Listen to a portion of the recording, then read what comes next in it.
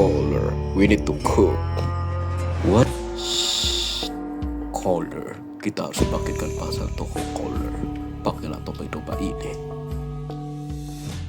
Oke.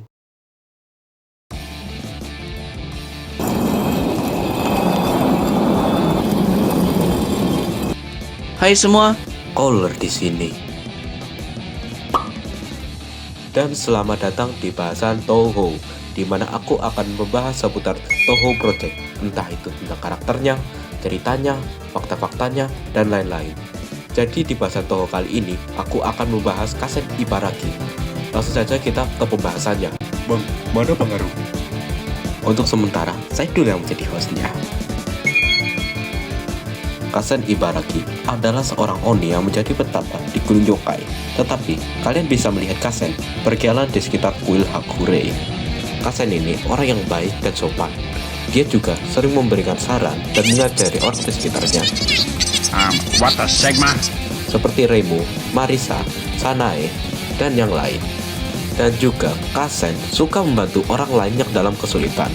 Aku kasih contoh nih ya, bila kau tersesat di Yokai Mountain, Kasen akan memandumu dan menjagamu dari serangan yokai. Gak kayak Hermit biru. Hermit kok kelakuannya kayak aneh. Walaupun begitu, kalau kau masuk ke Gensokyo dan ketemu Kasen, kemungkinan besar lo bakal ditendang keluar dari Gensokyo. Kasen juga adalah orang yang sangat kritis dan suka mengkritik orang lain. Ya kayak Eki Light lah. Kasen juga adalah salah satu anggota dari Sage of Gensokyo bersama dengan Yukari dan Okina. Jadi, Kasen selain jadi petapa dan ngajari Reimu, ia menjaga perbatasan antara Gensokyo dan dunia luar. Dia juga adalah mantan dari Big Four of the Mountain. Jadi, isi dari Big Four of the Mountain adalah Suika Ibuki, Yuki Hoshiguma, Kasen Ibaraki, dan seorang Oni yang belum di-reveal sama Zun. Mungkin di tahun 20 akan di-reveal, entahlah. Kasen pertama kali muncul bukan di game, tapi di manga Wild and Horn Hermit. Fake vs Real. Wildan or Nether Meat. Fake.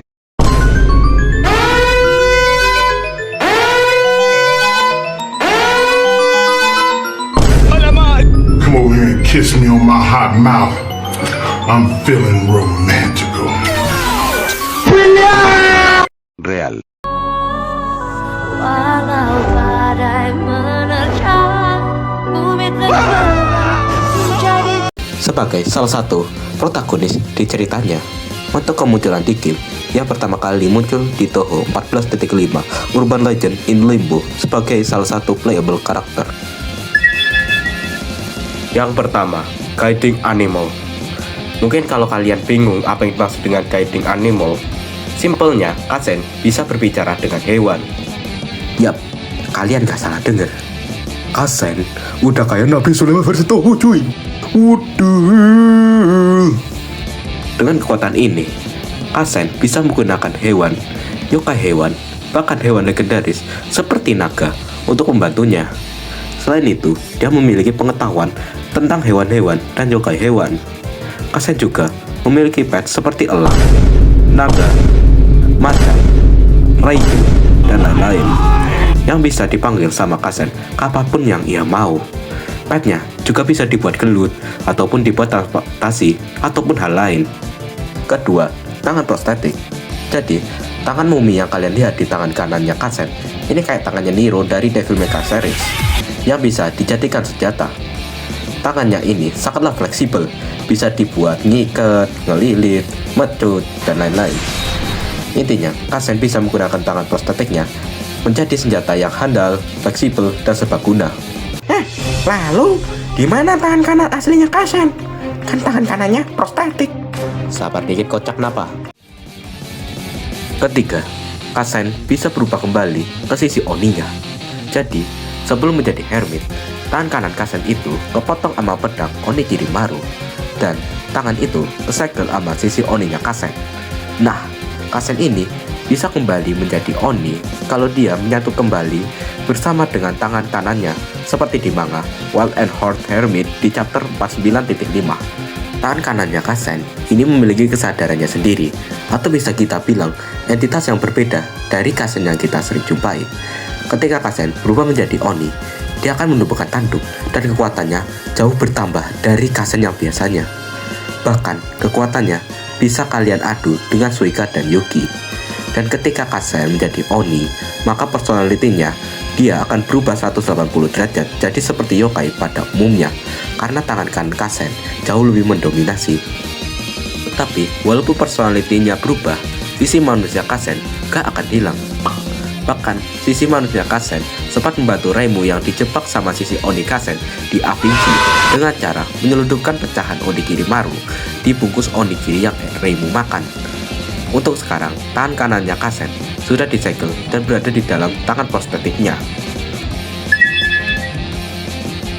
Kasen memiliki mata merah dengan rambut seukuran pundak dengan 2 penutup rambut yang bernama Bao. Lalu, Kasen memakai gaun berwarna putih dan rok berwarna hijau dengan tawar berwarna merah dengan motif batang bunga mawar yang berduri dan pinggiran warna emas lengkap dengan ornamen bunga mawar beserta daunnya. Lalu, tangan kanannya diselimuti oleh perban dan tangan kirinya terdapat belenggu. Untuk tangan kanannya sebenarnya hampir mirip, dengan perbedaan tabarnya berubah warna menjadi biru. Sekarang kedua baunya digantikan oleh tanduknya Oni. Rambutnya pun kelihatan lebih runcing. Lalu ia memiliki taring yang runcing dan kuku tajam selayaknya cakar. Ia juga tak memiliki tangan prostetik di tangan kanannya, tetapi dia memiliki belenggu di kedua tangan dan kakinya. Untuk di kaki, rantai yang terhubung dengan belenggu di kaki Kasen di ujungnya memiliki bola besi. Lalu pada mode Oni atau True Form Kasen, rambut Kasen menjadi panjang.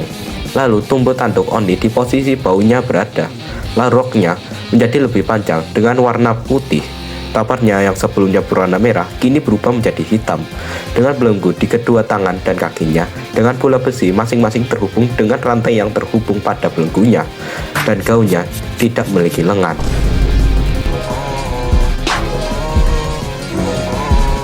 Oke, sekian bahasan Toho kali ini. Bila ada kesalahan, kata, atau hal yang tak berkenan, saya mohon minta maaf. Bila kalian suka, kalian bisa like video ini dan share ke tongkrongan kalian. Jangan lupa subscribe channel Bang Aruf ini, dan jangan lupa bunyikan loncengnya. Kalau channelku terserah sih. Lagi pula, kalian gak bakal masuk ke Gensok ya kalau subscribe aku. Aku kalau ke Battlefield. Sekian, goodbye.